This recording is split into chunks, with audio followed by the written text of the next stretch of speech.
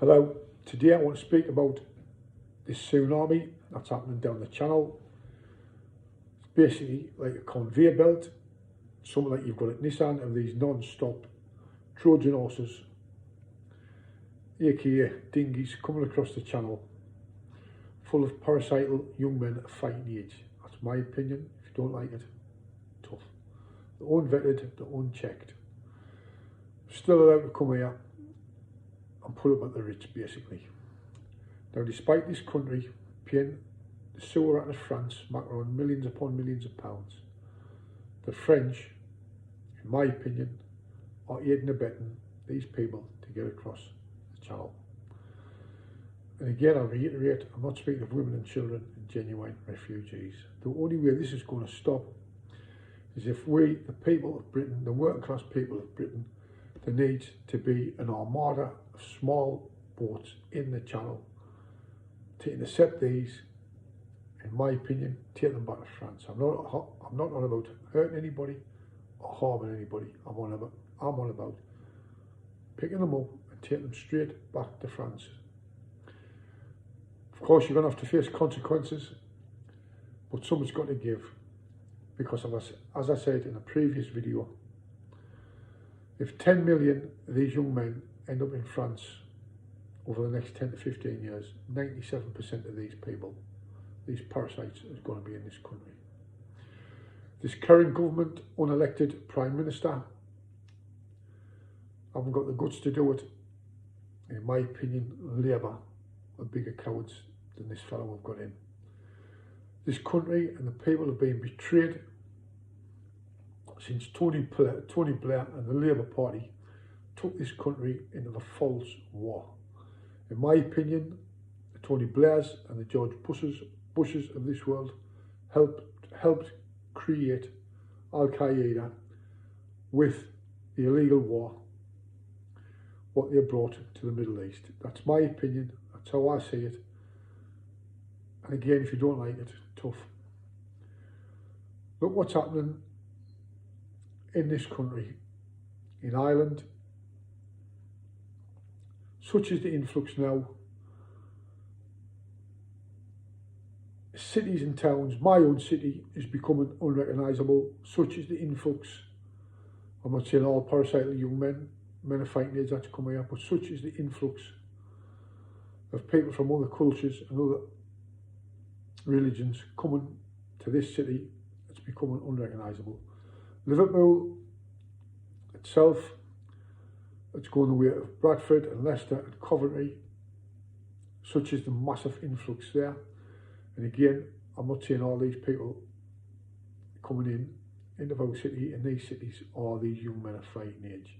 Nobody's got a problem with people coming to this country, making a better life for themselves and working. Not at all. But the young men that's coming across, they're after everything for nothing. They want to impose their cultures and their ways and their laws on our country. This government is sitting back and let them get on with it. The fact is, the race card's played and you're knocked. It's played in work. It doesn't matter whether you're in the right or in the wrong. If a minority uses the race word, you're in trouble. If you're in university, college, a minority uses the race card, you're done. Even in schools now, there's children being harassed, bullied, threatened. And if the race card's used, working class British white kids and all throughout the system are at fault. That's how I see it. That's my opinion. If you don't like it, tough. I'd like to know how many of these people that's come across has committed violent crimes, been arrested for violent crimes, and why are they not being deported? Anybody who commits a violent crime who's not from this country, no ifs, no buts, forget their human rights, remember the victims, remember the safety of our children and our women on the streets. They come first, not these people. And again, you've got the beast of Rochdale still in this country 9 years after he should have been deported for raping young British girls. Now again, I said this in the previous video and I say it again, give me 2 minutes with this fella or anybody else who's been involved in these